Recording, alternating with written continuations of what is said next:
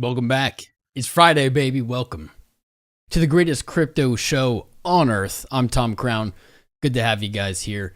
We are now dawning into March, February, wrapping up the second month of 2024. And needless to say, nobody saw this coming. This is wild.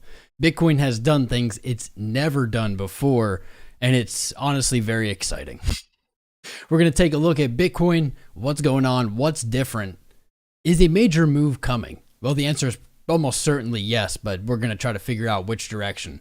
We're also going to take a peek at a lot of great charts, some big moves happening on macro charts that you might not be paying attention to at home, and we're going to tune them in here. So sit back, grab a brew, roll up. It's Friday, boys. Let's jump into the charts. Maybe we'll get some trading going. Sky's the limit. If you could, please smash the likes and subscribes. Help hype up the stream. It does help with the algorithms. Much appreciated. Make sure you're subscribing during the show. We're so close to 100K, but let's get into the content. We're going to jump into the chart in a second. Let's do some real kind of easier to understand stuff first. Bitcoin OTC desks. This is where the 9 ETFs are getting their spot Bitcoin from. Yeah, believe it or not, they're not buying it on Coinbase, especially not on Wednesday's rally when Coinbase went down. Hopefully everyone's balances are reflecting their real balances now. We had a lot of panic there. If that's your first rodeo, Coinbase is going to go down. It goes down on the big pumps. It goes down on the big dumps. It's not unique to Coinbase either. Every crypto exchange can and will run into this problem. Basically, when they have too much activity, 10, 100,000 times more than they typically have in any given minute, their servers crash. There's just no real way around it. Anyway, OTC desks, what we see here is an approximation of the Bitcoin available to be traded in large sums outside of exchange. This is the logical choice for ETFs to pick because it doesn't impact market price directly. Instead of buying it from Coinbase or Binance or whatever, they're buying it from these desks, and it's basically, you can call this peer-to-peer almost. It's like if you bought it from me and I sent it to your wallet, you gave me the money, etc. It's basically like that. It is the go-to for big orders due to slippage or illiquidity. If you're a big old whale, you're probably using OTC desks. But anyway, this is an approximation of how much Bitcoin they hold. Now, I want to tell you guys, you're going to see this thrown around a lot. This metric is not perfect. There's no possible way you could have a perfect metric about this. Simply, it's not possible to know how much Bitcoin there is for sale out there on OTC desks. There just isn't.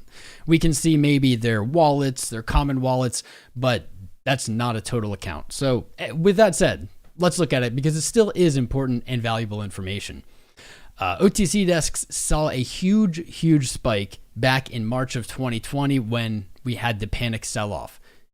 Actually, fun little fact, that was the only pre-halving dump of its kind like that. It's weird how it seems like people got into the rhetoric of this happens every time. Anyway, we saw a huge spike of it, and it looks like OTC desks reached like 16,000 Bitcoin total in their holdings on these addresses. And since then, it's going to be hard to see on the vertical stream, but since then, that has trended down, and we are seeing that in a tight downward channel. Makes total sense. Spot ETFs are gobbling up this supply. Absolutely. More will come as that runs dry. There'll be other people who come in to fill up those OTC desks bags to be able to continue this. But every time that happens, there is less and less available, and the people willing to do this are going to expect a higher and higher premium. And at some point, at least at the trajectory we're at with ETFs completely decimating new miner flows, this is going to run dry. No one really knows what happens once there is nothing on an OTC desk for these ETFs to buy. Nobody. It's pretty easy to speculate that that could lead to unprecedented price moves. If there is no supply and there is demand and these ETFs are obligated to fill that demand, I'm not really sure what happens. I'm interested to hear your guys' thoughts. Will they have to up their bid above market price, etc.? There's a lot of outcomes, but it's hard to imagine it being bearish when supply and demand don't meet. It's hard. It's hard to imagine that being bearish. So I'm keeping an eye on this. I don't really trust it literally. I'm watching more just the trend of it, and it has trended down rather strong. That is a beautiful trend there. It looks like it has reapproached levels from like 2018. Pretty wild.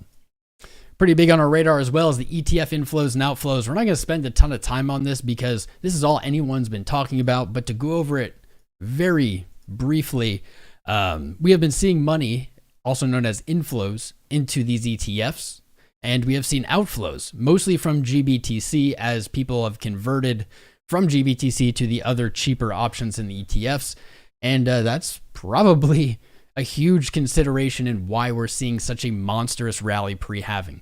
The buying pressure here is absolutely insane, and it does not, at this point, seem to be slowing down. Let me zoom down here to flows. We have had a total of 2 days, it seems, since these ETFs started with a negative outflow. Negative outflow meaning the conversion or the sale exceeding the inflows or the buying. So some downside selling pressure on the market, but just 2 very small days. The rest of these traded days are massive. We see numbers like $1 billion inflow day, hundreds of millions. This is maybe the most bullish metric that you can find. I would continue following this. And another kind of cool thing here, look at AUM, or assets under management. By the way, this is coinglass.com, free site, check it out, great data. Assets under management, this is, to my knowledge, impacted by the price of Bitcoin. If Bitcoin goes down, assets under management, this should go down as well, as the asset is Bitcoin. It doesn't necessarily reflect their total Bitcoin going down, but just the value of their total Bitcoin. And that does line up pretty well here in the 26th of February, 27th, 28th, 29th, and now into March 1st. That AUM has exploded.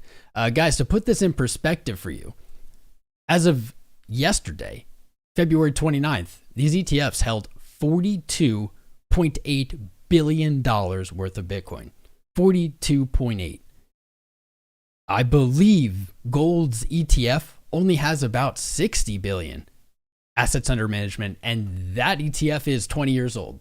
Bitcoin, in the course of about a month and a half, has made up that ground, and needless to say, gold bugs are upset. Gold bugs are not really liking this. Let me pull this up. Our favorite gold psycho, I don't even know what to call this guy, our favorite guy to make fun of in crypto, Peter Schiff. Give him a hand, everybody. Peter Schiff. Peter Schiff constantly angrily tweeting about Bitcoin. It seems to be the only thing on his mind. And you know what? I think that we can actually relate to Peter Schiff on that, because I don't know about you guys, I think about Bitcoin all the time. So does he. It's unfortunate that they're negative thoughts. I hope he finds some peace and some positivity in his life. But go to his Twitter, although, you know, this is all marketing for him. So by me telling you to go to his Twitter, he might be winning. So maybe don't go to his Twitter. Look for screenshots of his Twitter. And just look at his ridiculous posts, guys. This guy was saying at 3,000, I remember the tweet, in 2018, Bitcoin's a bubble, it's going to zero. At 3,000, he's like, people better sell their Bitcoin. That aged incredibly badly.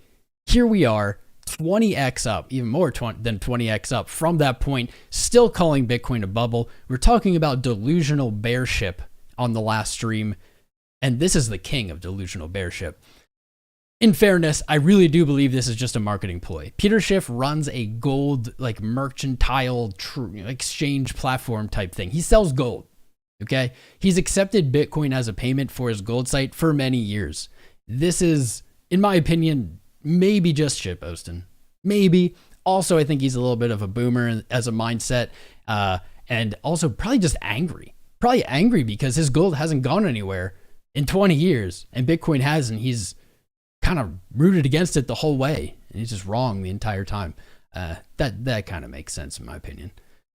Let's see that.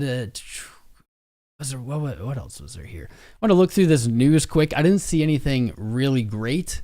Didn't see anything super important. A bunch of speculative articles about whales buying, selling, I don't know, price predictions. Crypto news has always been really crappy, which is why YouTube can be a great source, especially people who summarize the news every day. Maybe we should start doing that. Maybe someday. It's really crappy, and I feel like it's gotten even worse. It's now just really dumb articles of price predictions, kind of written by people who I don't think have any background even in crypto or trading or anything. And if you read them, it's really just a waste of time. I would speculate most of them are written by AI anyway. What we can get from these headlines, though, is kind of the retail sentiment or what's being telegraphed to retail. And today, everything bullish. We see the word bull already here multiple times on this, just this like refreshing of the news tab here. Market shows greed. Of course it does. We can take a look at the fear and greed index and we'll talk about it quickly, but there's just, let me see. Binance announces new cryptocurrency projects to invest in. That's probably a paid article. ETFs here. This is kind of cool. Bitcoin ETFs now hold nearly 4% of all Bitcoin and they're not slowing down. Spicy. Fun fact, the US government holds $12.5 billion worth of Bitcoin right now. Bet you didn't know that. They don't talk about it often. They certainly didn't buy it. They seized it. But it's interesting. Pay attention. Pay attention to what people do, not what they say. Ethereum leads smart contract. Yeah, these are just nothing. Bullish. Shiba Inu price analysis, XRP price analysis. This is not news, guys. I post this stuff all the time, but it's not news. It's just dubious speculation. Anyway, I don't know if anything else. Oh, one thing. Who here is going to Bitcoin at 24 in Nashville? It's in July. I will be there. I just secured my ticket yesterday, actually. I'll be there. Hope to see a lot of you guys there. I'll get you a link in the future. I don't have it yet. All right. Settling on in. We're about to get to the charts. How you boys feeling today? How you feeling? Peter Schiff is wrecked. Oh, yeah, he's wrecked. He is wrecked, but having said that, there is the next chart we're going to look at. Maybe we'll skip over Bitcoin quick, just to really quickly look at it. Might have a little hopium for him. The U.S. government holds billions in Cheetos. I mean, that's facts. They do. And tasty cakes or whatever, Twinkies. I forget. We're going to do the full Bitcoin go over in just a minute. But first, I want to really quickly bring up something that I haven't heard anyone talk about yet. And it is related to the Schiff man, the Schiffster, Michael Schiff. Anyway, gold. Gold had a pretty unspectacular February despite stocks and Bitcoin raging, putting on huge gains. Remember, almost all of the Nvidia's run was in November, to my knowledge. We should probably look at that later, but too many things, too many charts. Gold's right now trading at 2,084, higher than last month's high. In fact, at the moment, if it were to close, of course, March just opened, but if gold were to stay here for the next 28 days, it would be the highest monthly close ever. This is interesting. Everything was moving in February. Gold didn't do much. Now in March, kicking it off with, God, Lord knows, there's only a few hours in March. Kicking it off with some big gains, breaking monthly highs. Gold could be looking for a new all-time high this month. This chart, if we zoom out, is quite a brutal chart, and you can almost taste the salt of Peter Schiff on this chart. Fun reminder, back here, 2004 was gold's ETF, and for the next 2,800 days, gold went up. Then it stopped for the last 10 years. It's been trading sideways, has broken its all-time high in the last year, and I believe the year before, but really struggling to put major ground below it. But at the moment, gold moving back to its all-time high here. Very interesting. This chart saw some pretty extreme capitulation in October of 22. Higher lows and higher highs since. It broke its all-time high in December of 23 at the end of last year. Another higher low in February. It won't take much from a chart perspective to put gold at a new all-time high. Something I'm watching. That previous all-time high is 2150. I have my alert set just above it. Interesting chart to be signaling for the rest of the market, so keep your eyes peeled. We're going to take a peek at the corn now. Is that a cup and handle on gold? I mean, yes, probably. Probably. The cup and handle of nightmares, guys. If you want to call this a cup and handle, which I think is fair even from a chart perspective, this high was in 2011. It is now 2024 for a total of too many days, almost 5,000 days painting this handle. It is up a total of, geez, I think it's like 2%. Up a total of 8%, and I stand corrected here. 8% over the course of 4,600 days. Yeah, Peter Schiff's anger makes a lot more sense now. Makes a lot more sense. I might be the first one to say it though. Gold, I think gold breaks an all-time high like this month. It's moving up there. It already put in its lower high. It's looking good. Anyway, enough about gold, enough about Schiff. We've given him plenty of free marketing. Time to take a look at the important stuff. We've got Bitcoin. We're going to go over the close, and we're going to look into the end of this quarter. March is the end of the first quarter. April, or the halving, on April 20th will mark the second quarter of the year, and we commonly do see price swings from quarter to quarter. So this is going to be important information. But I know you guys are tuned in for other things as well. We've got a lot of good charts on the way. We're definitely going to take a look at Sol. Sol making some significant moves to the upside. Doge pulling some sneakies on us. Moving a little bit past where we were expecting, and we're going to look for the further upside targets. The surprise wild card that isn't in the title today, PEPE. You guys know, I mean, like, I don't hate PEPE any more than anything else, but like, why? PEPE doing ridiculous things, and we're absolutely going to look at that chart. And certainly to wrap it up, we've got Fetch.ai or FET, and that one is looking hella spicy at this point. But let's try to get through some of this first. It's Friday. You guys got things to do. You could be anywhere, but you're here with the Crown family, and for that, I thank you guys. Please don't be shy. Tickle that like button. Caress the subscribe. Help us get to 100,000 before Bitcoin. We're at 95,500. We're getting so close, I can feel it. So here we are. Let's take a look at February's candle here. February closed at about 61.2. 61.2, we'll call it. Coming just shy of the previous highest monthly close in Bitcoin's history in 2021, actually, October of 21. Bitcoin closed at 61.3, and February coming within an earshot. Honestly, guys, I'll admit I was wrong. I was getting a little hyped, but it really looked like February was going to break the all-time high. It really looked like yesterday was going to. This year is a leap year, which is an interesting thing. I don't know how relevant it is, but that gave us 29 days in February, and I don't know, something felt right about it. I thought we maybe would like break it, hit like 69.1, and then come back down into March, kind of cool off the market. But as we zoom in, we'll take closer peeks here.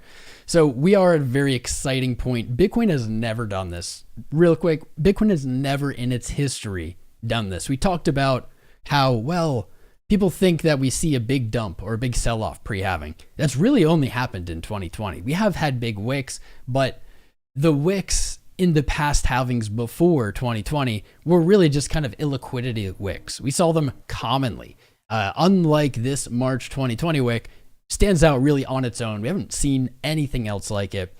And we haven't seen anything else like it. But here we are. What was I saying?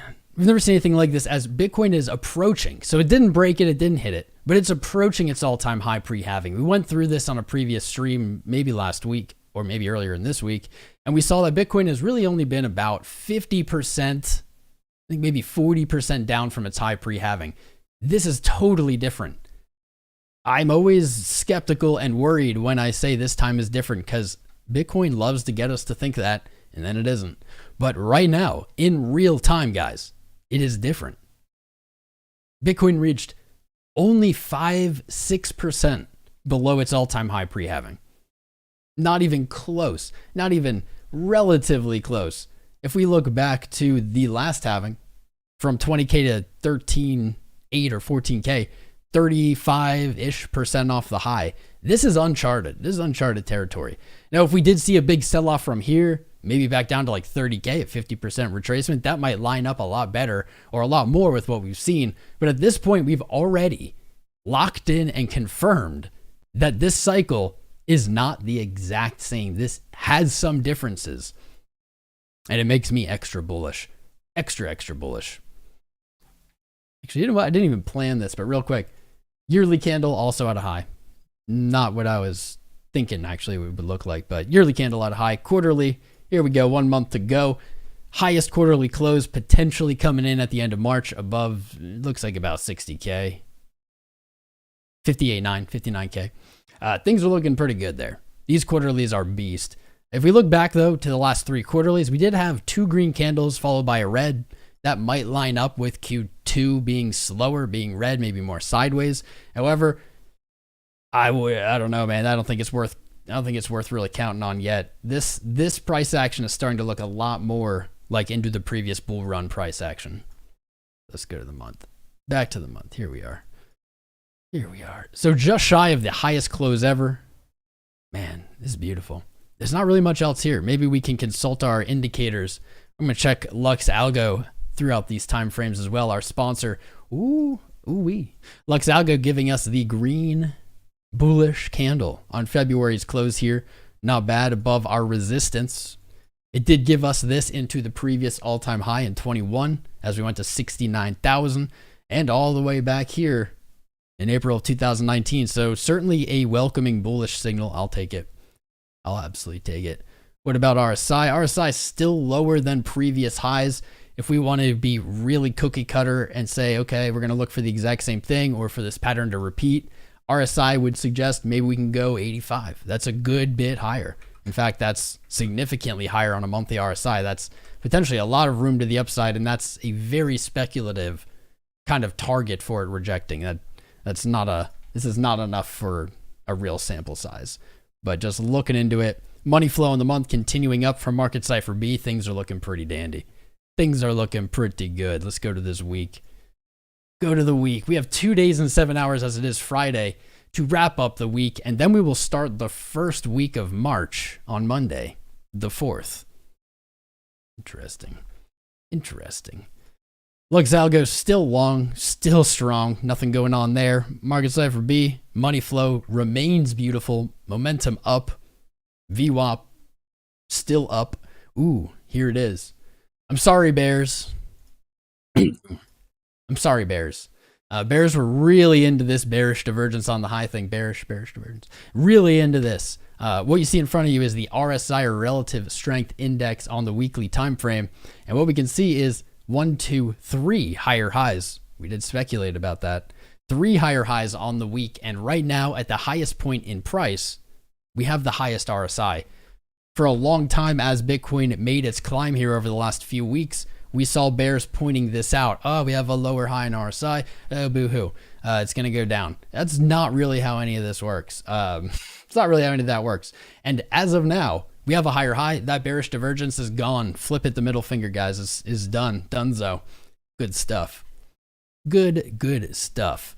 This month, this weekly. Let's see. 2 days to go. Highest weekly close sitting at 65.5. We haven't touched that yet.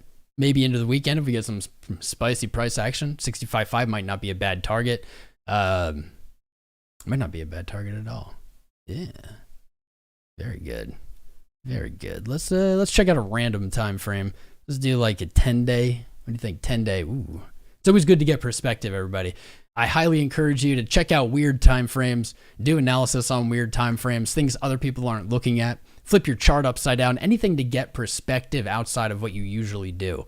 We get really ingrained in what we do every day. We are creatures of habit, but unfortunately, that is not a successful strategy in the crypto market here.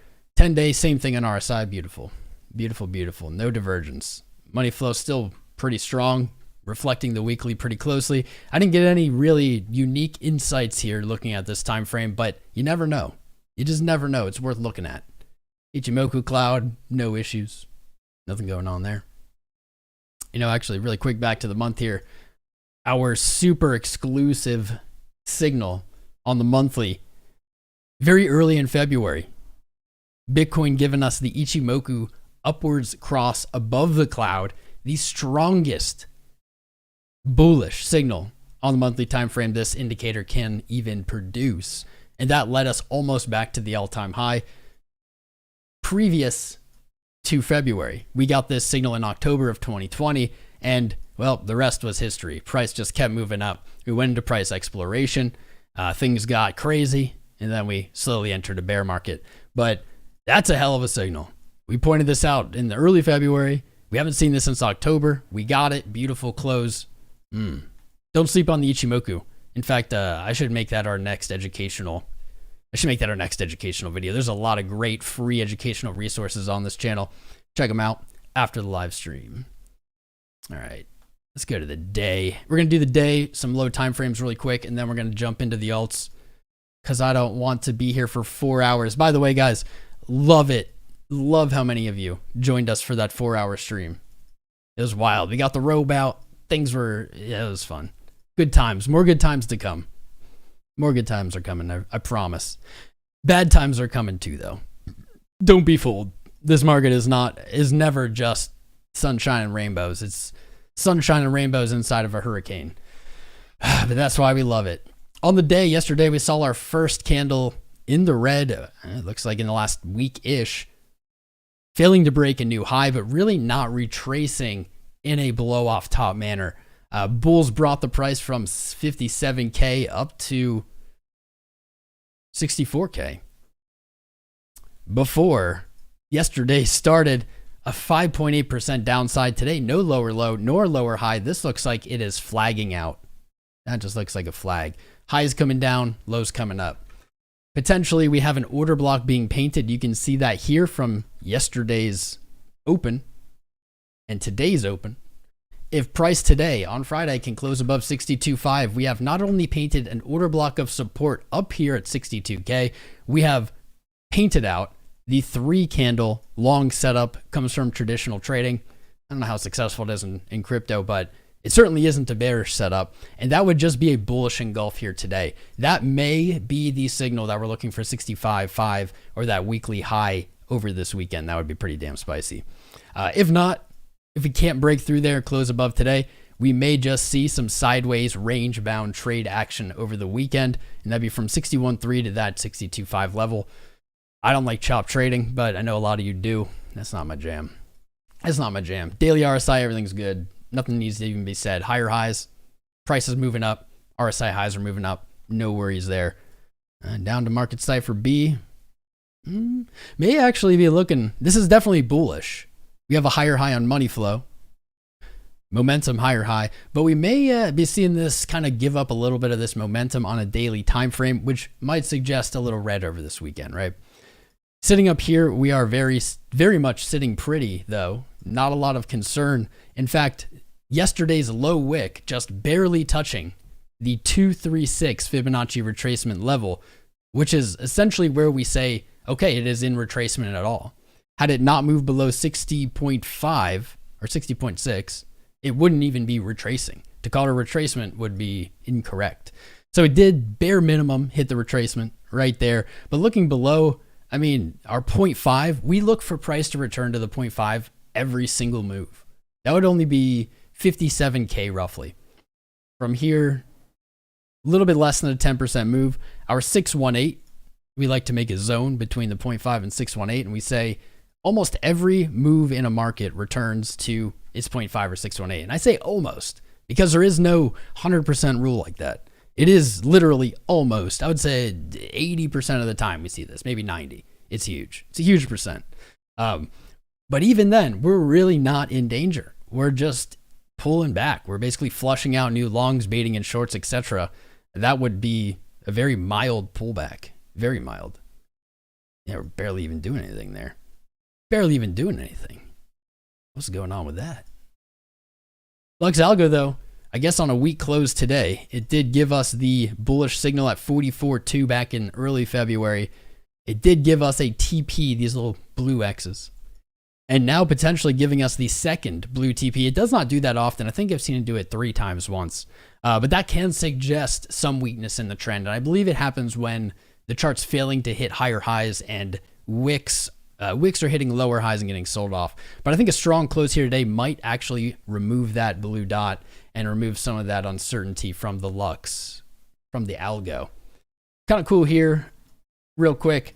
Ichimoku Cloud lining up pretty well with our retracements from 50.5 to 64.1. We see down here at our 786 or our deep retracement, our KJ, this purple line here, finding or signaling support, which logically makes sense to me looking at this chart. We see our highs from February kind of top out at 53. We have our KJ and our 786. That's a lot of confluence. It doesn't actually increase the likelihood of it moving there, but it does tell us that if price moves to 53.2, that it is likely to find strong support. The TK could be a little bit cleaner, but it is sitting pretty close to that 0.5 level. Both of these confluence for sure on these support potentials. I like that. I like that. Real quick.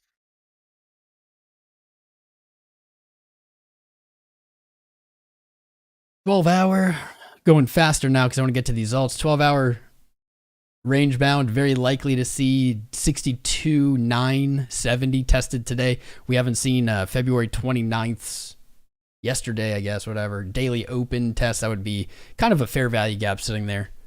Likely to have liquidity swept. Let's look at the 6-hour quick. Not looking the strongest. These thin-bodied candles are a little ugly here. I don't really love that. Kind of looks like a weak floating up weak kind of rally-ish move. Uncertainty for Marketcipher B. Money flows remaining positive, but we're not seeing momentum come in. We've seen a lot of momentum earlier. Hopefully down in the low time frames we'll get a better pick. 4-hour looks decent here. About halfway through the candle. And we are trading above the previous 4-hour open at 61.9. RSI finally coming back down out of overbought. Not what I'd like to see. I really was enjoying this move up here in overbought territory. That is the rally signal. Money flow on the 4 though, looking very strong here at a higher high. View up a little conflicting and momentum. I wouldn't be surprised to see this move up to that just under 63K, maybe in this hour or the next, not hour, 4-hour, maybe in this 4-hour or the next one. And then coming on back down to that 61.3 for that range bound potential sideways trading we talked about this weekend. Going down to the hour. We're almost done, fam. I know. Stick through it. We're almost done. I know. This is too much analysis. You want to see your moon charts? I know. I know. Hourly, all right. No div. Looking, meh. You know, I do see something here, though. I do see something here. Where is this trend line? Do you guys see the trend line? I see it with my special eyes. Where is it? Something like this. I see it. Where is it? Like that? Does that look right? Something like this. Interesting. Let's paint out that flag just to make it pretty.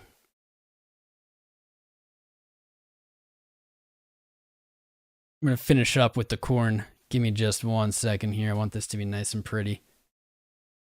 I'm going to read the chat. I've been ignoring you guys. Not ignoring you guys. I've been in the zone trying to get through the content so we can get to the fun stuff. Let's go. There we go. A little flag potentially forming. This trend line is very rough. I might have to spend some time to figure out exactly where it is, but my brain is saying, hey man, there's something here. Is it this? This is a really weird placement. I don't usually place them this way. I'll think about it. Down. All right, I'm going to go through really, really quickly on these low time frames. 40-minute looking to roll over a little. 30-minute, same thing. 15 already did. 20 though. Yeah. Yeah. Yep. See if I can place a trade. No gap there. There's no gap that I would love to target.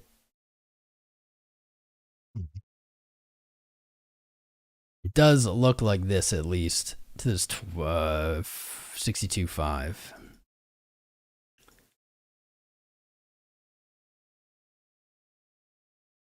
See.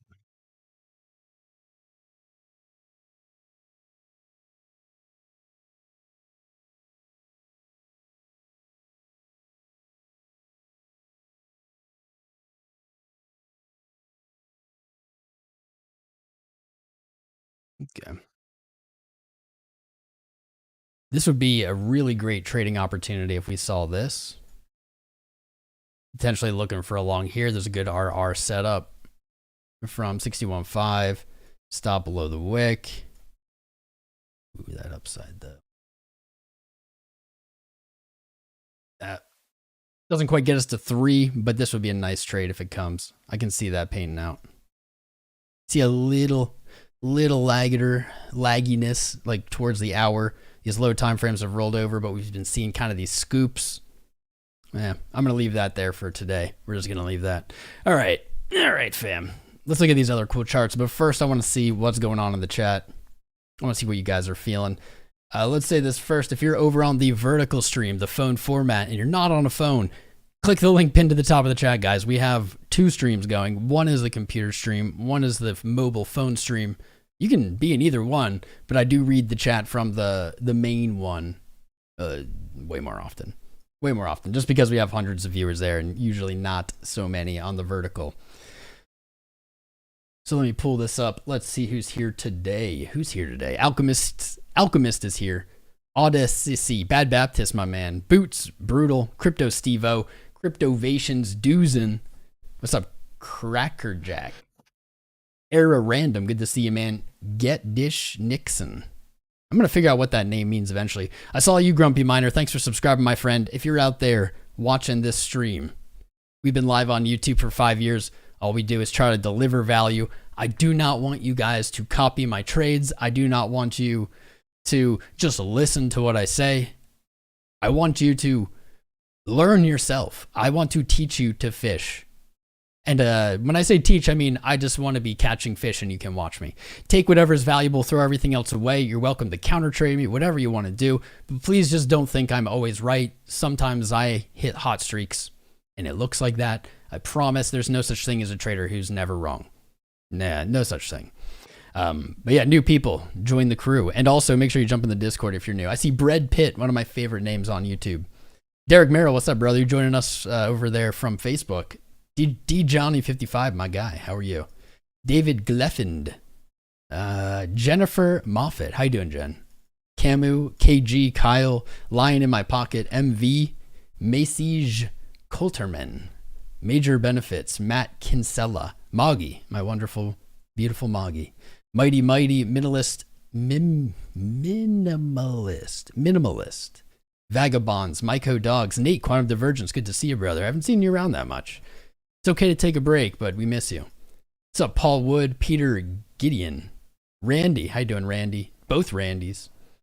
Roof Monkey, Skip Factor, Salva Ukraine. I don't want to pronounce that one. No. You always got to worry. People trying to make you say something weird.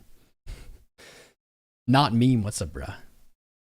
What's up, bruh? Skip Factor. Did I get that one? Sniper Paul. Spoda B. Taxo. Man, these are rough. These are rough names for Friday. Taxo Perry Ephedria. Day Trading Doge. What's up, bruh? Pickle, the Video Kingdom. False Flags is here. Tillin McPooch. Tim Boat. Tom G. Tony. VZ Fat Cat joining us again. XMMGX. Zeus Monkey. And I'm sure I missed some people. I see Archer. Bonjamin. Clay T the Great. Good name. Bullish Bradley. Coffeeholic. Crypto Friend. Frank. What's up, Frank? I think I got almost everyone. IMT. Jogo. Crypto Junkie. I did the best I could. If I missed you, I apologize. But let me pull up the chat here. What are you guys looking at today? I don't know what you're looking at, but we've got some charts. Can you lagon? I don't know what that means. Say your name, Udo W. What's up, Udo? Good to have you, man. INJ. I think I actually did get an alert for INJ. Let's see my alerts log. What do we got here? What have we got over on the alerts logaroon? We've got PEPE. We're going to be looking at PEPE. Litecoin, my baby, finally making some moves.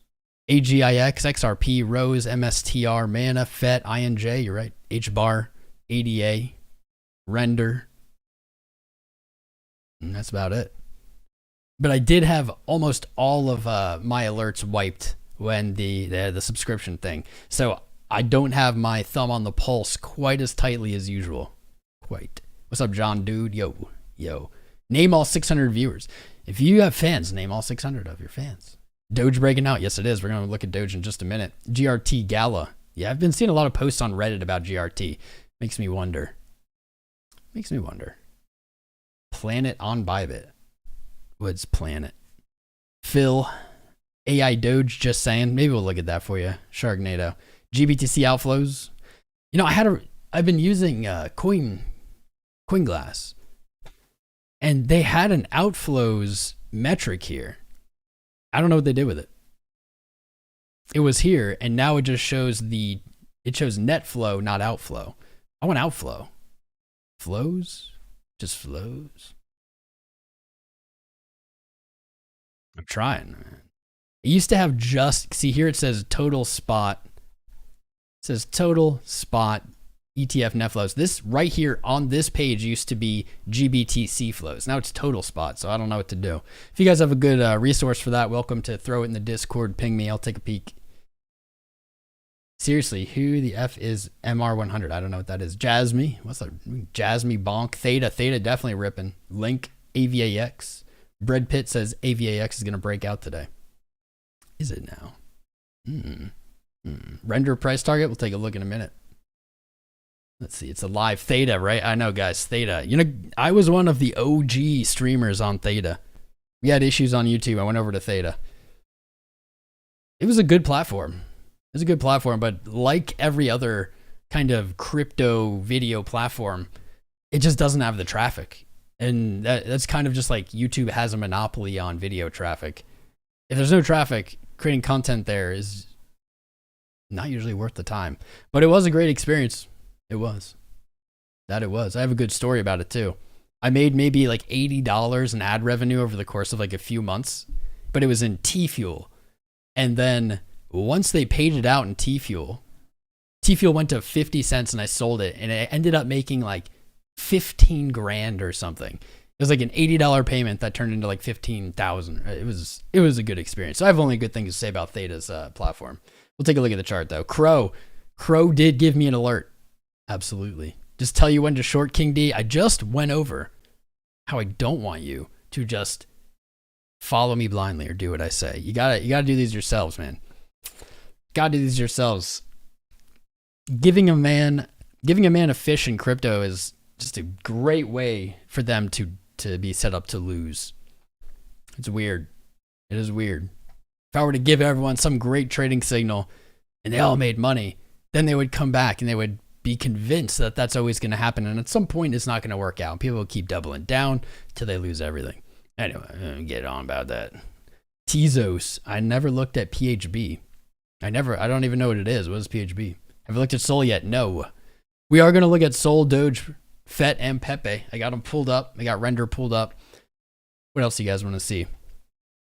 I have, that'll be next. I have good news though. While we're shooting the shit here, I have good news. Everyone's worried about housing prices in the US and they're astronomical. Understandable, because they are. Good news though. Housing prices have crashed and only have ever crashed against Bitcoin over the last 15 years. This is the chart I whipped up for you guys.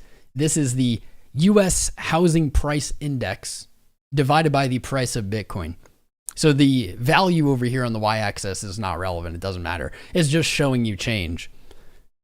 Housing has dropped. The housing price index has fallen 100% against Bitcoin since 2010, 2009. And I think that means houses are free now. So I want a free house. Thank you. Send me it in the mail, government. There you are. Pretty cool chart. Pretty cool chart. If people doubt Bitcoin, whatever, that's fine. Everybody learns at their own pace. They'll get there. But if you look at anything versus Bitcoin on a chart, it doesn't matter what it is. It looks like this. The chart will look just like this. Doesn't matter. Could be against dollar versus Bitcoin. It can be Bitcoin versus the S&P 500. It could be Bitcoin versus gold. They all look almost exactly the same. It's pretty cool. It's pretty cool. They're great charts to just kind of, I don't know, boost up your morale when you're feeling down. So let's go into the Solana first. Should we do Solana first?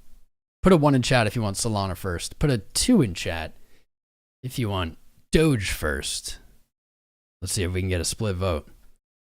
If you live in the city or the boons, yeah, true. True. I live in the boons, son. I live out in the middle of nowhere. Farmland. Farmy farms. The farm. Live on like a bajillion-year-old farm. We got 1s, we got 2s, we got 3s. I don't know what 3 stands for, but a 3 wins. Please go. Stop waiting. You go. You go. Let's see. 1, 2, 3. 1, 2, 3. 1, 2, 3. Screw it. I'm just gonna leave these here. No, I'm not, because that's gonna bother me. Got a little too much OCD sometimes for charts. Sometimes charts just,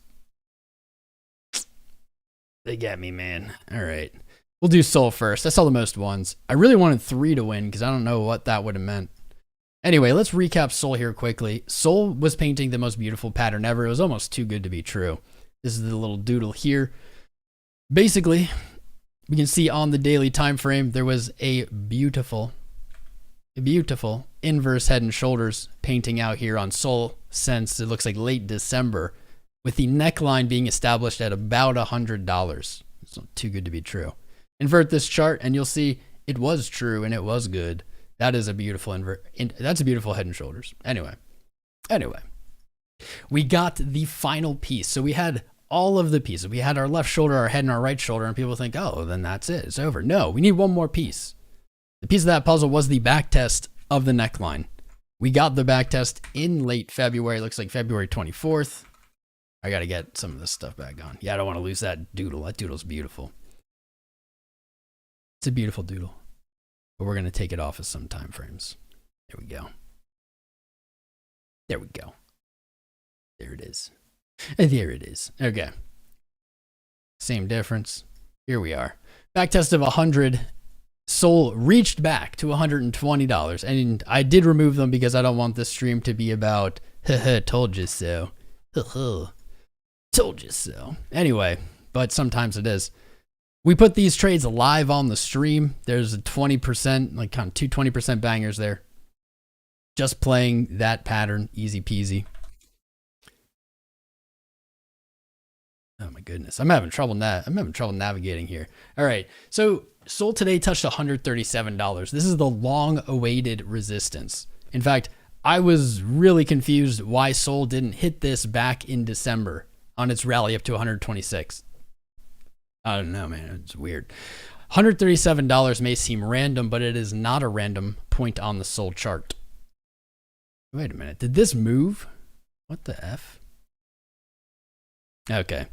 Comes from the weekly time frame, but is very close to the daily or to the monthly time frame. I'm going to scooch this in from April and May's high here. And we also found support on it in October, even into January of 22, October 21, January 22, $137. And we have identified this whole area as the range of macro resistance for Solana.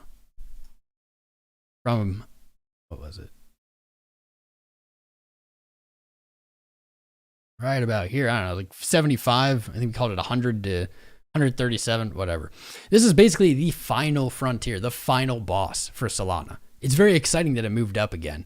And looking at this chart, it does to me look like it wants to retest its all-time high.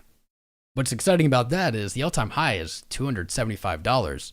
Price is only at 132. That's a 2x. But is that reasonable for the short term? Well, crypto isn't always reasonable. It's not always reasonable. It looks like it at the moment. It definitely looks like it's reaching for it at the moment. On the month, little order block of support behind us. There it is. It was 122. Yeah, right here. 122 to 137. Anyway, from the monthly, you see there's very little here. Potentially, there's a little bit of resistance, like 210, and then at your all-time high. But that's not a lot. It's already done the heavy lifting here. This is my opinion. After painting the inverse head and shoulders, right here, breaking through the high of December and touching 137, Solana is now likely, oh, look at that. Almost. That's an older trade. Almost. Tapping it. Solana is likely to continue higher. 210 would probably be the next upside target for profit taking. However, after tapping that monthly, especially if the rest of the market sees a little bit of retracing into March, there may be an entry at 121. 121, the top previous resistance that we just broke through. We may be testing that as support, SR flip. That may offer a better entry. Going long at 137 here is not something I would do personally. I think that is really high risk. think it's really high risk. Long in the top of that candle. But this chart looks good, man. If you're in Sol, I've had doubts about Sol along the way. But man, this has done some serious stuff. It's pretty wild. I have some Sol, but it's just not a meaningful amount. I'm thinking we see a retest of the all-time high, if not break it this year. I think that's obviously dependent on the rest of the market conditions, etc. Look at this chart, man. That is something. That is something. Yeah, it's pretty clear. Let's see at the weekly close.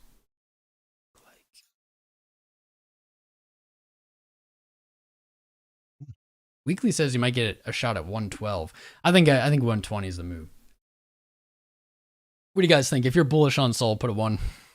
Put a 1 in the chart. All-time high. Do I think Sol will go to 1,000? You guys want moon math? So I will caution you. I do like doing moon math. Moon math is based on the exact same process and analysis every time. I am not saying buy it, it's going to this level. But what I can say is this method has worked really well for price discovery into bull markets. Really well. All we do is we take our Fibonacci extension and retracement tool. We connect it from our all-time high to our bear market low. And in Sol's case, that's 267 down to $8. And then what we do is we look at our extensions. Our 1618 for Sol sitting at $2,300. That's pretty crazy.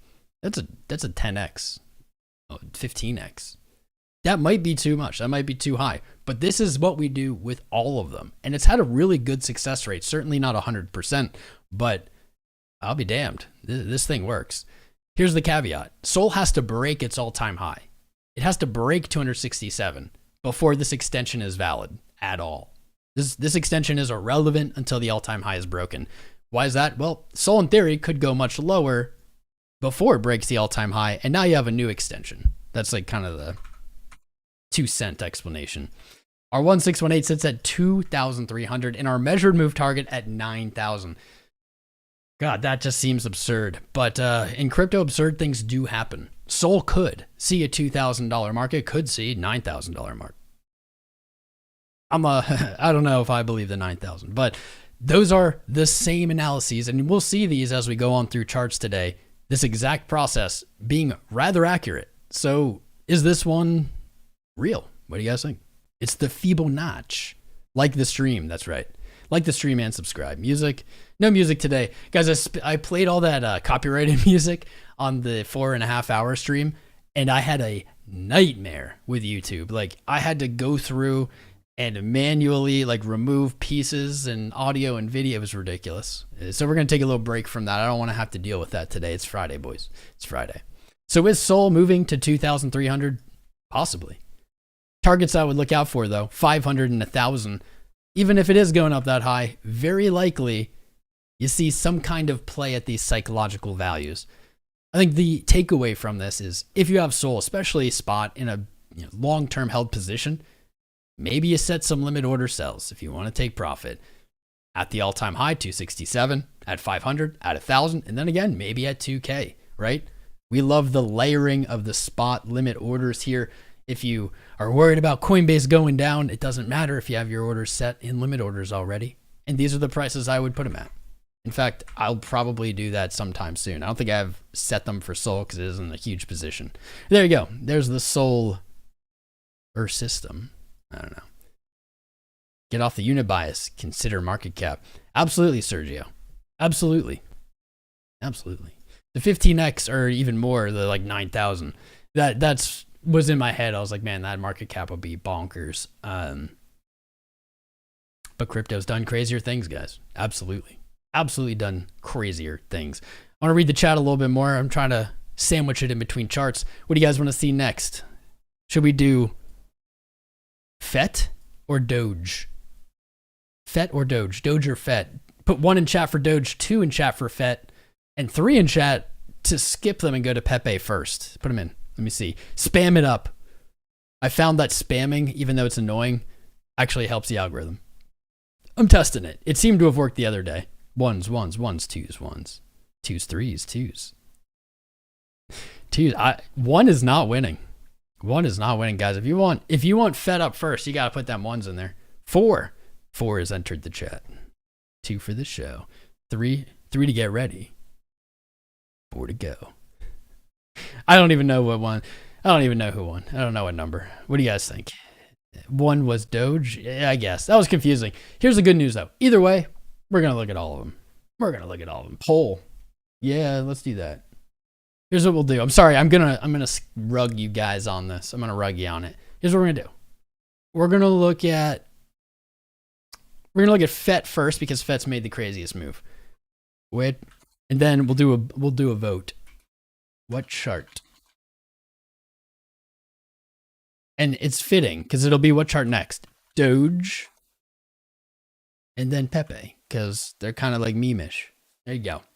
We'll do that. Let's try that way. Vote in the poll as well. Doge is making moves. FET. We're going to look at FET. Then we're going to look at either Doge or PEPE, and then we'll watch the other one. FET has been just doing awesome stuff, man. Awesome stuff. Looking at this chart for the first time in a long time, maybe 2 weeks ago, a week ago, I was kind of baffled. Like, this is potentially one of the craziest charts that I've seen in crypto. And what really catches my eye is there just isn't much else that looks like this. We've kind of had this topic of crypto charts tend to fall into maybe one of like 10 different kind of general patterns that they're in. Some of them, like a lot of new coins are in the general pattern of price discovery at the upside right now. A lot of the older coins are in the same kind of general pattern, like Litecoin and XRP. Their highs have been coming down, their lows have been coming up. They're making giant flags over the course of years. And FET just doesn't really fall into any of them. It's kind of weird. It just caught my eye. It was odd. 420 likes. Did we get 420 likes, boys? Oh my. Celebrate good times. Come on. Celebrate. Let's get rid of some of this. This just didn't look like anything else. And in a very bullish way. I was looking for 119, but it seems 119 is not enough for FET. Not enough for Fetch.ai. Here's the thing that kind of sucks here. We don't have much to go on now. This is really all of the information we have. All of FET's trading has been under $1.19, except for, I believe this was a few minutes in a single day where FET moved from, Lord knows, 78 cents to $36. I still don't know. Does anyone in the chat know what this is? Like what this wick is? What happened there? It's an extremely bearish wick. But usually I think that this is just not right data or a really like single really illiquid exchange traded that or fat fingered. Usually I don't use it in charting. But at this point, if we don't use that in charting, FET's in price discovery. So I'm not sure which to do. It's kind of a situation we don't run into often. Let's see this wick. Yeah, this is the wick. This is why I say I don't know if we should use it. Like, look at this. This isn't a 4-hour candle.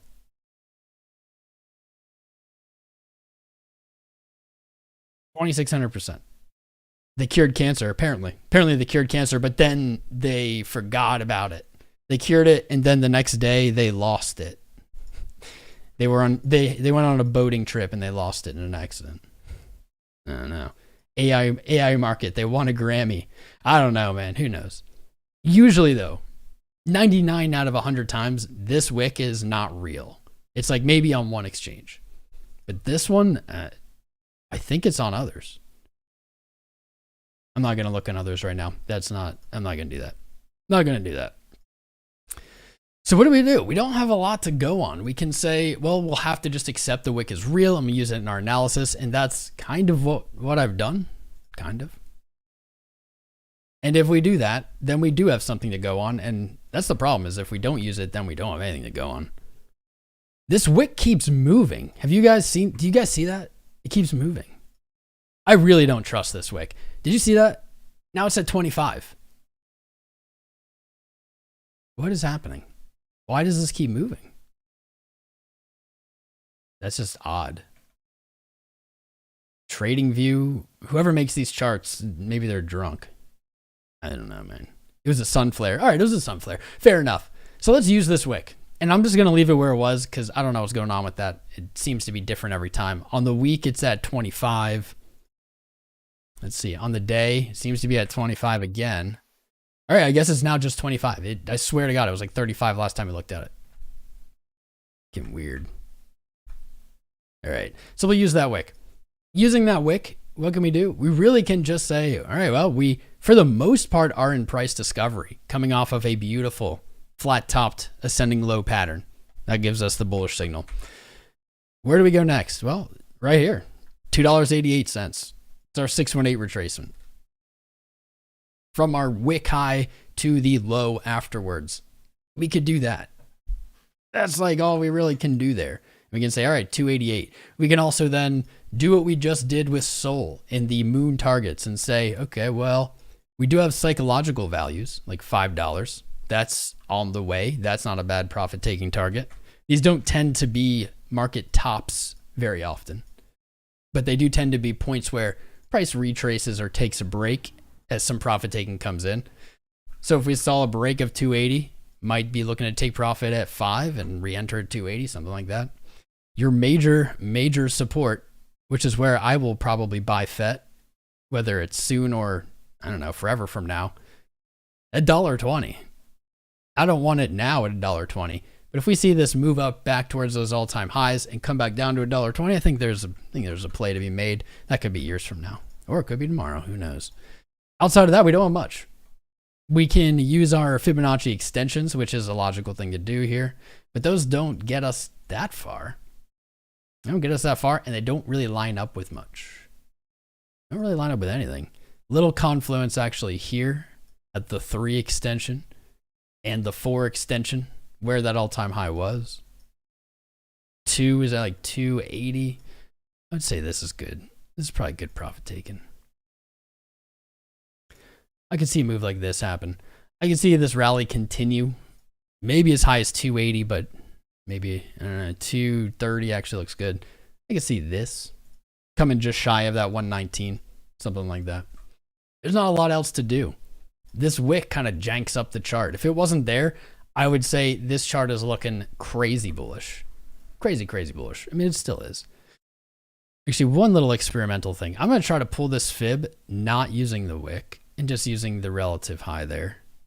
Let's get rid of some of this because I have to put out like a epilepsy warning if we don't. All right, do it this way. I like that as well. 1618 is at 850. 850. I'm going to say that. Let's look for 850. Might be something like this. 850. I can see it hitting 850 this year. I can see that. No guarantee, of course, but there's not a lot else to do with it. I want to do more with the FET chart. I do. We placed long potentials down here at 80 cents. They didn't fill. That's okay. Better to miss the boat. 119. So this is it, I guess. The valuable piece of information I can share is if you're feeling FOMO over this chart right now and you're like, I want to put all my money in it this second because I don't have control over my emotions and I'm excited, I'll take a deep breath. Take a deep breath first. But if you're feeling that, it's at $1.71. The odds of being able to enter at 120 are pretty good. They're pretty good. I think that that's a better trade, at least to wait, have a little patience, see if you can pull back to what is the kind of only real high on this chart, in my opinion. Test that resistance as support and move higher. If 80 cents came, this trade would still be pretty legit. I like the risk to reward on it. But there ain't much else. Let's see, anything? Money flow looks good in the day. I don't see it stopping yet. Maybe LuxAlgo has got a little treasure for us.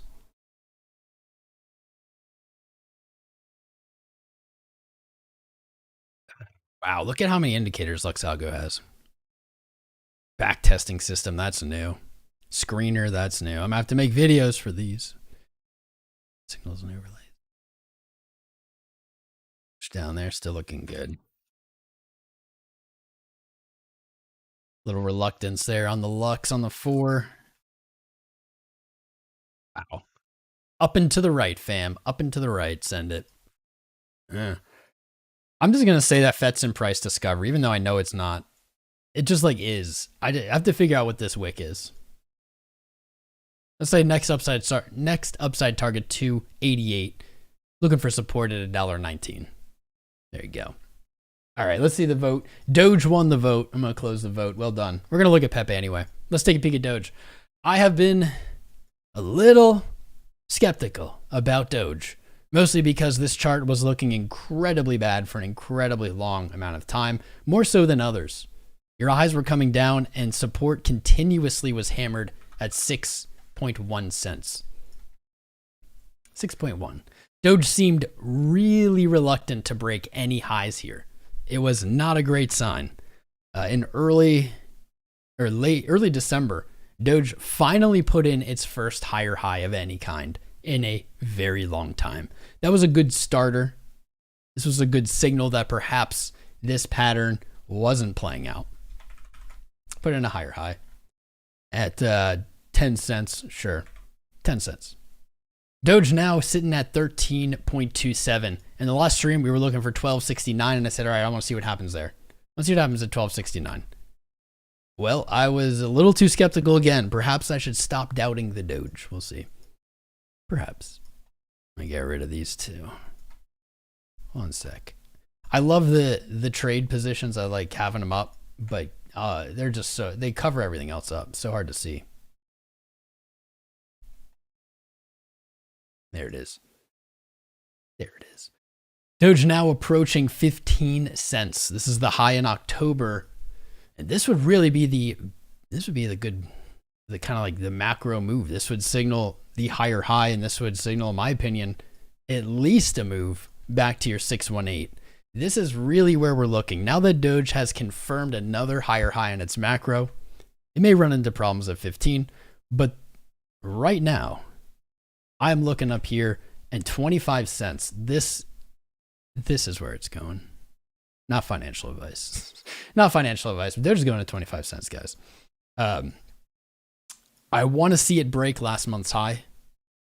It's right underneath it, fractions of a penny right now. That could happen today. But this chart is very logical. On the run up to 69.75 cents. Trapping buyers coming back down. We saw like 6 months of distribution right at this level. These are monthly candles. They're significant. Distribution for like 6-8 months. You fell inefficiently. You have a little order block here on the month, and that is right about where price is right now. Inefficiency down. You have a nice efficient base below you. I think this liquidity gets swept up here. This is the boss, man. This is the boss battle for Doge. Doge needs to break through this 20-25 cent zone. Breaking through that zone, to me, will prove that it's going back to its all-time high and almost certainly going higher. This is going to be massive resistance. Massive. So many people FOMO'd into Doge on the way up. So many people continued FOMOing just in hindsight to learn that the top is already in, as we all do. But continued FOMOing. Just so much retail is trapped at this price, and it's unfortunate because it's like 25 cents. It's a psychological value. If you were trapped in Doge and your average was anywhere from, I don't know, like 25 to 76 cents, if you were a retail noob, didn't know nothing, you'd probably try to get out at 25 cents again. In reality, you probably already sold. Realistically, you already sold. But this chart, this is so locked. It's so loaded. So loaded. So locked and loaded. Let's see.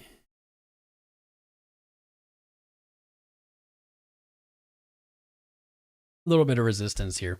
If we see March's high or February's high break here in March in the next whatever amount of days, Doge is likely to move to 20 cents very quickly. This would be a nice move. Potentially giving us an entry right around where price is right now. 13.8. That'd be nice. But we may see something else like this. I have very strong confidence Doge will spend some time under 25, but I'm also very confident it will test it this year. Doge is looking good. It's looking good finally. It's looking real good finally.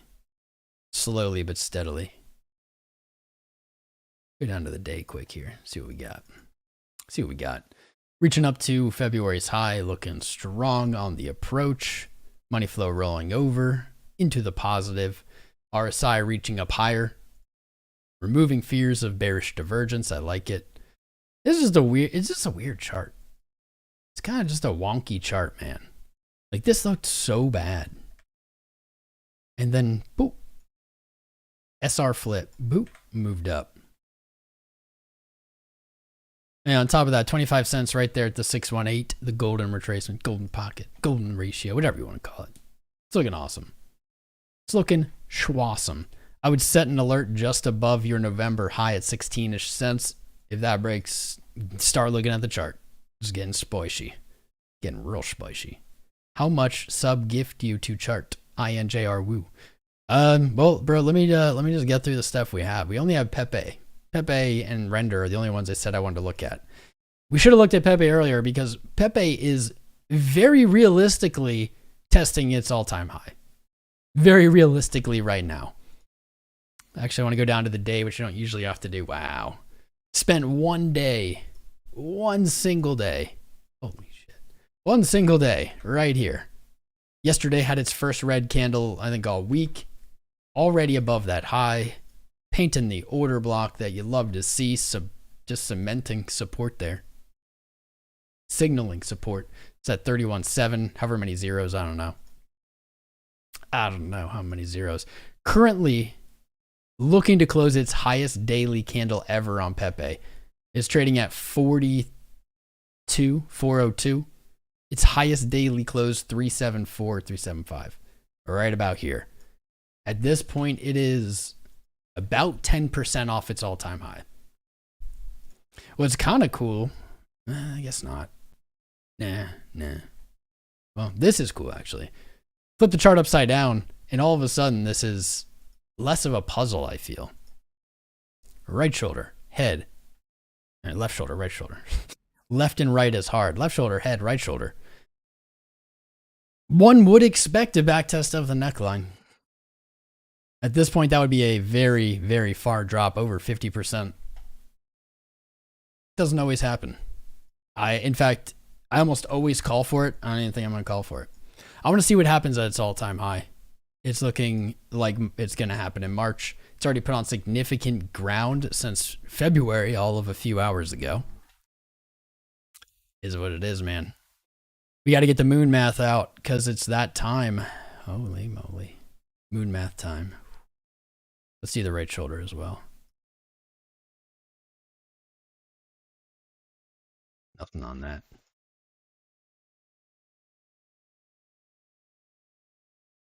All right. Well, using the same analysis that we used for Sol to get our silly, not even silly, just our upside targets.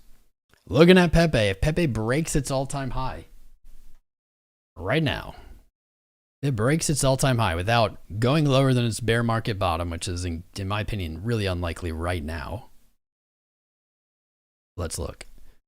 From price, currently that'd be a 300% gain. Remember, none of this is relevant until the all-time high breaks. None of it. From current price to our 1618 extension at 1574, price currently at 400, 300% gain. Our measured move target, we've seen these hit kind of like peak bull cycles previously.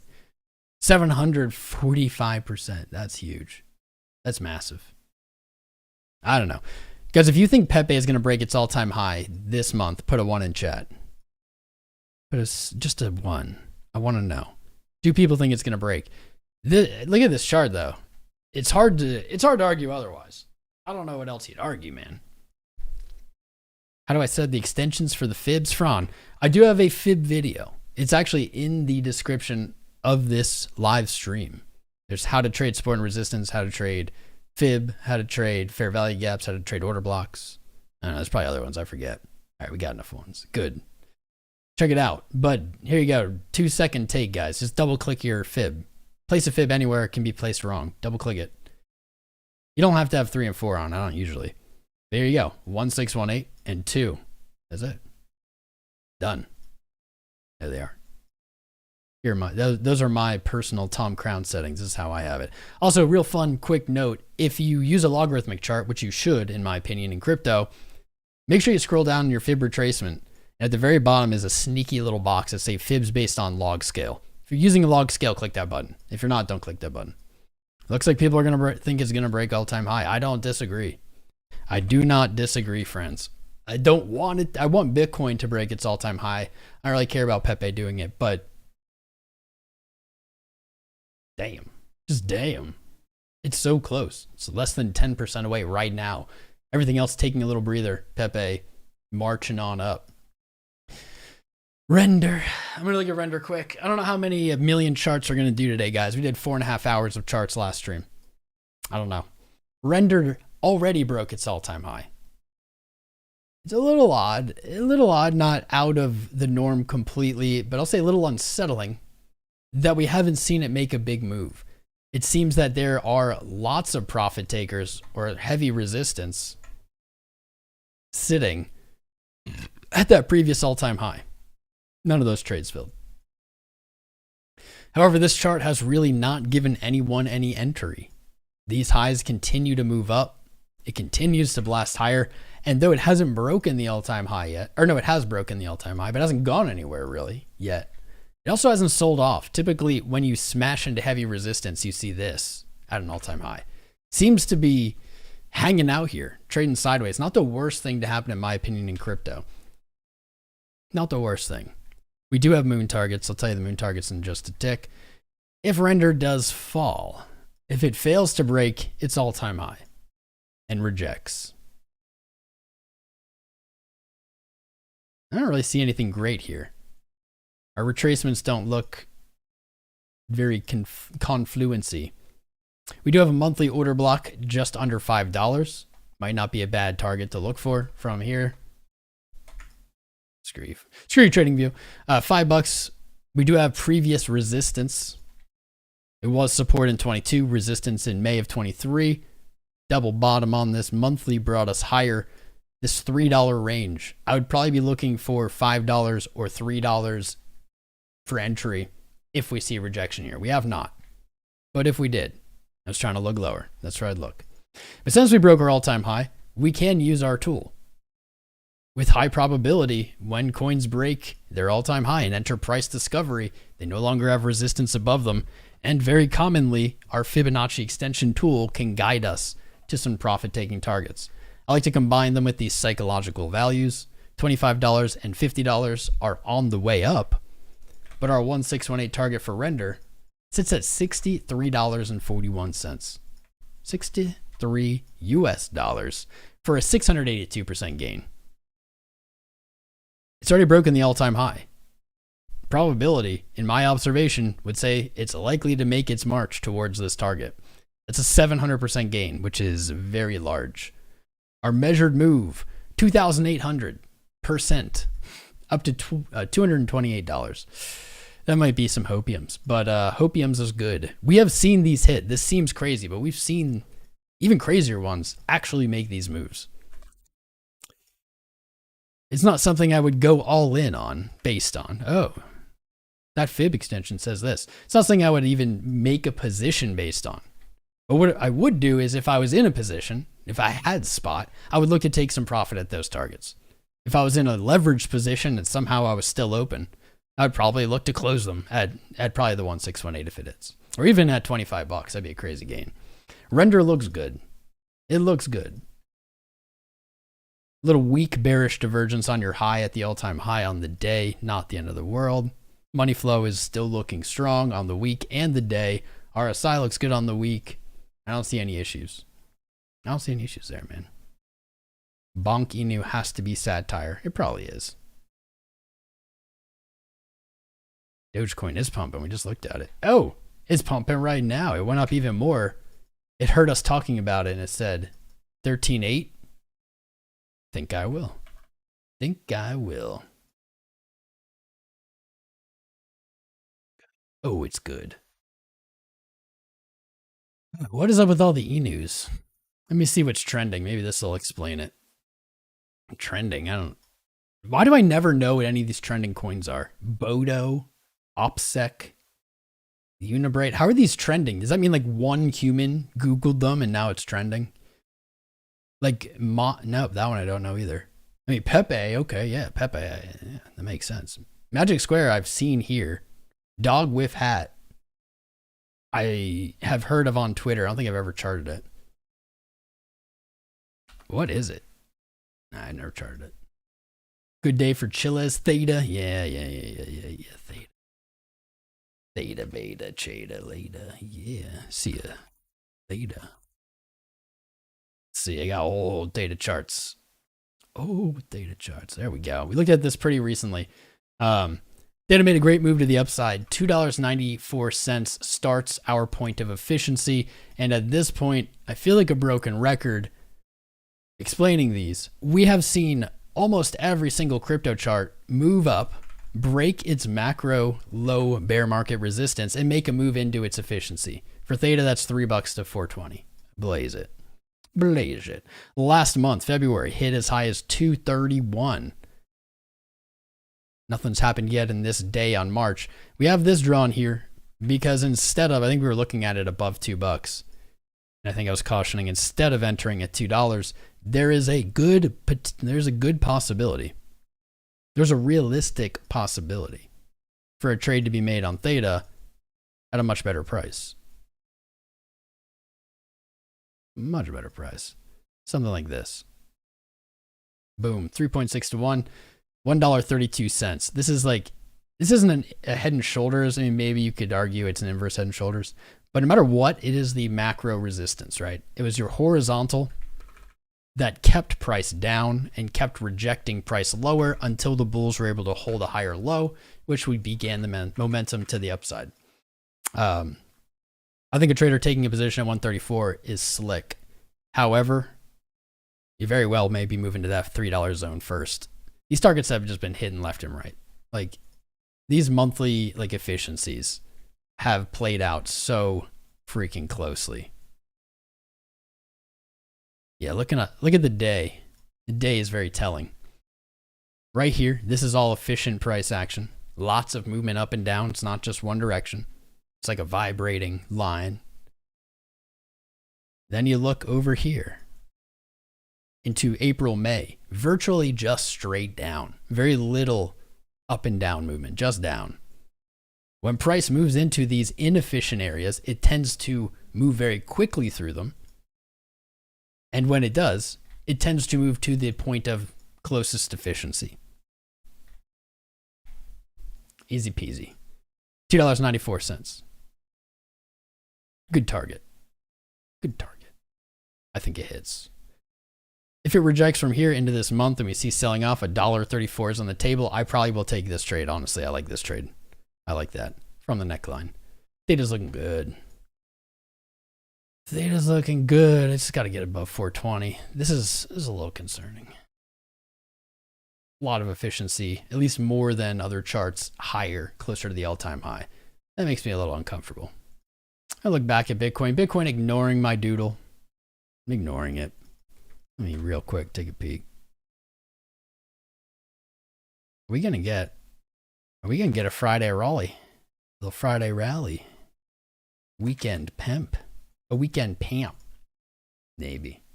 I was thinking we get a little turnaround here mid intraday and then move to 62.5, but even that turnaround is not a huge move.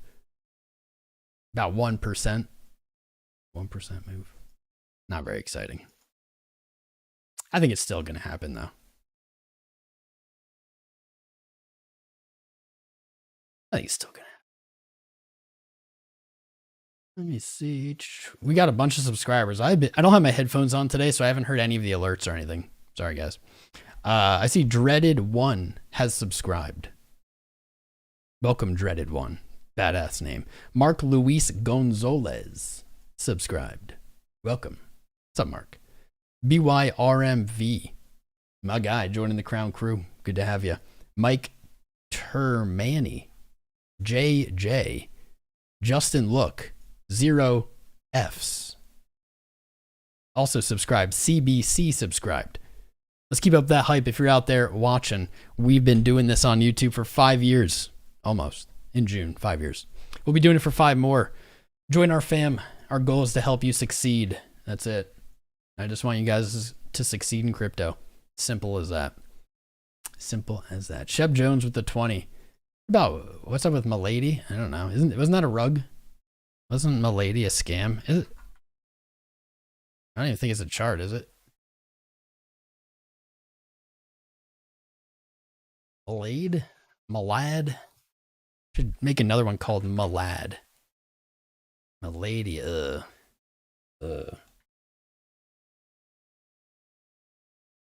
Only for you, Shep. Yikes. It looks kind of ruggy. Dropped 90% in the first month. It's making a decent climb, though. I'll give it that. I'll give it that. It's making a decent climb. Little order block behind it. Still below its high, though. Higher low. I mean, that looks not bad at all. I wouldn't buy this coin because all I can remember was something about rug about it. But that's actually not bad from a chart perspective. You got resistance, higher lows. You have a lower high, but bulls defended it. So now what do you need to do? You just have to come back to that high. That's it. You just got to get high. Get high. That's it. Get high. Yeah. Yeah. What went on with this? I have weird, like, negative memories of it. Doesn't look bad. I'm certainly not touching it. But this, we've seen worse stuff. This is not the worst looking kind of chart going on. You have relatively flat top. You've tested it. You keep holding your lows. I think that there's a trade here. There's a trade here, but the stop loss is going to be important. And unfortunately, when you have stuff with low liquidity, I assume the liquidity on this is garbage. Stop losses won't really work. That's the risk. You think stop losses are guaranteed, not you, Shep, but people think, oh, if I put it here, I can't lose more money than that. That's not how it works. It's not how it works. Your stop loss fills as a market order. So if there's no market order, I don't know, 50% lower than where your stop loss is set, that's where you're stop lossing. Be careful. Low liquidity is a silent killer, man. Silent killer. Lots of subscribers coming in. What's up, G-dubs? It's past the 618. I mean, I could see this realistically going back to its all-time high. Moon math it. Shep, you know moon math is not to be FOMO'd over. Could see something like this. I don't even want to put the 2. The 2 is too dangerous. Something like that. I don't know. You could see that. Here's your extensions. Looks all right. I mean, back to the all-time high is a nice 57%. To our really closest local extensions, like 271. These aren't even as big as some of the other gains that we've looked at potentially today. 1618, 600, 1700 at the 2. Yeah. I wouldn't touch this thing. I don't know, guys. Who in here knows what this is? Who in here is, you don't even have to be an expert, but I promise you're more of an expert than I am. All I can remember is like, wasn't it a rug or something? That's the thing, I guess, with rugs, we can chart them and still rugs can follow charts. But the more centralized the supply of a project is, the more vulnerable to complete manipulation it is, to completely being controlled by one source or entity. So be careful. Be careful. I definitely would not be touching this myself. If you see a test of the all-time high, that'd be cool. This would be even cooler. Get another higher low on the month.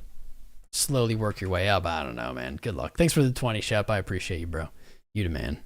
You the man. You know who else is the man, though? Sahil Khan. Subscribed, and he is the man. Along with Thomas, Games, and more. What a handsome name. What a handsome name, Thomas. Anglo Blackson. Blackson with an X. Interesting. Good to have all the new subscribers here on what I assume is a sleepy Friday. Maybe it's not. Is it a sleepy Friday? What is it? Are people hyping? Let's see. Got 700-ish, 800-ish viewers on the live. That's better than we've been doing. I guess we've got some new viewers. New people are back in the space, man. Gotta love it. Gotta love it. I was wondering where everybody was at the last month, but slowly but surely they trickle back in, following the breadcrumb trail of shitcoins. AGIX. Well, look, let me open up AGIX. I always do this. I'm like, I'm not going to stream for 10 hours. And then I'm like, well, one more chart. One more chart. Just one more. Just 10 more charts. There we go. AGIX. Dollar was our target a while ago. Nice psychological value. I'm going to turn this white. There we go. Nice psychological value. Nice profit-taking target. But our 1618 says 33% higher, $1.33. AGIX last month broke its all-time high of 59 cents and entered price discovery. This is what I was thinking Render was going to do. Render has hit it and kind of just dicking around. I don't know. This is the typical price discovery chart, though. You see big candle through the all-time high and follow through. It's already moved higher this month. That's a good sign. In fact, there's some alpha. Anything that's made a higher high versus February, meaning in the last like 12, 18 hours, that's a good sign. That's a good sign. AGIX broke its all-time high on this weekly candle, already back tested it. That's going to give us a new fib extension. But it is also going to have skunked us out of more positions. Oh. That's like a near miss. Son of a bee. Within 0.0005 cents. Near miss on that. Oh well. You've already back tested it. That's a great start for a move to continue. We got a new extension up here. Doesn't lead us to much. It says $1, $1.25. Not so exciting. Not so exciting on that low time frame. Looking at daily RSI, this is a pretty sick setup. First things I notice, higher highs. Higher highs on the chart. Good. No bearish divergence. Second thing I notice, RSI incredibly overheated, obviously. That makes sense.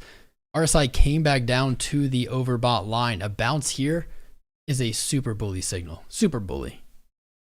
There's no name for this, I don't think, but I should come up with one. It's like the opposite of swing rejection. Bouncing off that RSI, staying overbought, showing it is still trending bullishly. I like it. I like it. And right back to the all-time high. Here's a great example. Like maybe I should like frame this one. Like frame this chart. Great example. We see coins run really hard. They break their all-time high. They start moving. People buy in considerably higher. The all-time high was 60 cents. People were buying this all the way up to 86 cents. It doesn't happen 100% of the time, but I'd rather miss the boat on those and look for charts that do this. They break their all-time high. This retraced 31%, almost exactly back to the all-time high within a fraction of a penny. It bounced and hasn't moved higher. Like that is a clean setup. That is beautiful. That is beautiful. $1 is locked and loaded in my opinion. I think $1.25, $1.35 is probably the real target. Probably the real target over there. What a chart, guys. What a chart. Blasting off AGIX. I don't know if I own any AGIX. Crap. Let's see. PEPE is up 224% this week. AXL entered the top 100. Dang, the top 100 is $1 billion now. Wild. Chili's is at 16 cents. It doesn't look too bad. I'm not really going to chart it though. I'll pull it up. Chili's, the graph. I'll pull up the graph. All right, close enough. Old chart. I haven't really looked at it, I think, in quite a few months. Chili's trading at 15, but is this exciting yet? That's kind of exciting. Chili looks pretty clear to 23, 25 cents. You've passed your, I'd say, major monthly resistance really was 10 cents. Double bottom on the month, traded lower, rejected there in a monthly candle, closed directly below it. Now you've been moving up. Chili's at 25. Give me 25 cents on Chills. Looks good. Looks pretty darn good.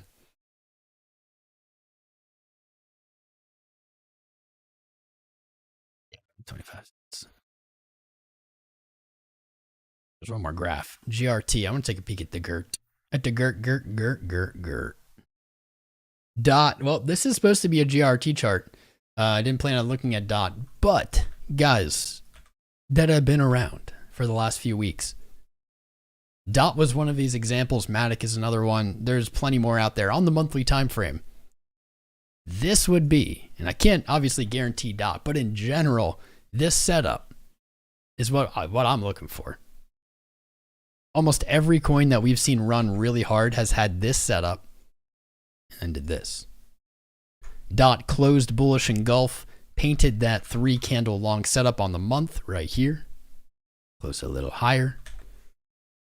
Signaling is looking for that move to the upside. I like it. I like it, but this is not supposed to be a dot chart.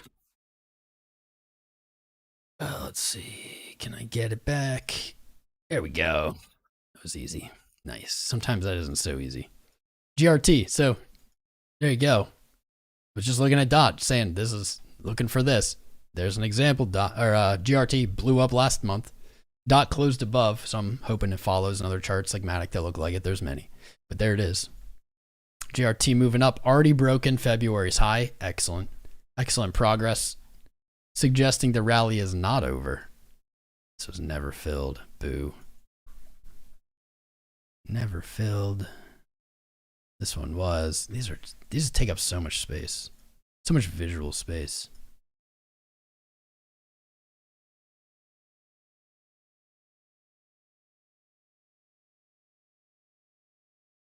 Back. GRT moving up to its efficiency on the chart, and that looks like, yep, 37 cents, as high as 46.5, something like that, up in this range. We also have our Fibonacci extension, 1618 right there, 46, 47. I think that's the good target. I think that's a beautiful take profit. That's a beautiful take profit. Looking for an entry or re-entry, 23.6 cents, that previous high that was broken, potentially a strong one. But I think it's moving up. You have your inefficiency here. You broke. This is all pretty clear of resistance. This whole area, pretty clear of resistance until you get up here. That looks good. That looks awesome. Ugh. Good. Bitcoin saying F you to your doodle. I'm going higher sooner, higher for longer. That's going to be me after this live stream. They've been talking about the economy being higher for longer. I'll show them. I'll show them. Earlier in the stream, we talked about price moving up to 62.5, potentially tomorrow, back down to the bottom of the range. The close above 62.5 gives us our 3 candle long setup and an order block, and is suggestive of continuation. Continuation, be looking at 65.5, the highest weekly close, or 69K, the all-time high. You know what? This is a really good full circle right here. Really quick before I do this, make sure you've subscribed and smash the like. Hey, JJ. What's up, dude? Pedro Serra subscribed. Leo LeBron. William Suzuki. Lots of good names. Lots of good new people here. If you're new, joining us, jump in the Discord, discord.gg/TomCrown. It's free. Full of goodies. Full of value. This full circles it pretty well. Closing today above 62.5, and I'm looking for a rally into the weekend. Closing below, I think we see some sideways range chop price action into Monday. Either way, nothing bad is really happening here. It is being a little bit more bully than I expected. I was thinking we would see a pullback during the live. Does not seem to be the case here.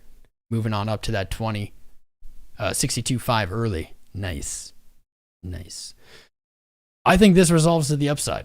I think we see the all-time high tested. I don't know if it breaks pre-halving, but we're not too far away. The very low time frame price action going on right now, definitely getting me leaning towards more upside this weekend, but time will tell. It's Friday. It's Friday. Love every single one of you that tuned in today, guys. It's Friday. I'm going to go stay higher for longer. But I'll be in the Discord today. I'll be playing some Helldivers. Not in the Discord, but I'll be chatting, updating the chart. If we see Bitcoin bust a move, I already have the stream set up and loaded to go. So thank you for joining me. I love you all individually, each one of you. You're my favorite.